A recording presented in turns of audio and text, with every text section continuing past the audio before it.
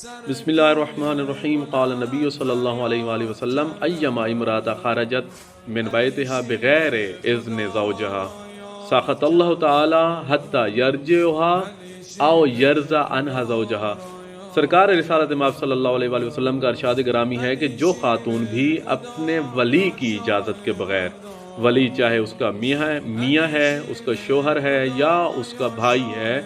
اپنے ولی کی اجازت کے بغیر عورت اگر اپنے گھر سے باہر چلی جاتی ہے، جب تک وہ خاتون اپنے گھر میں لوٹ کر نہیں آتی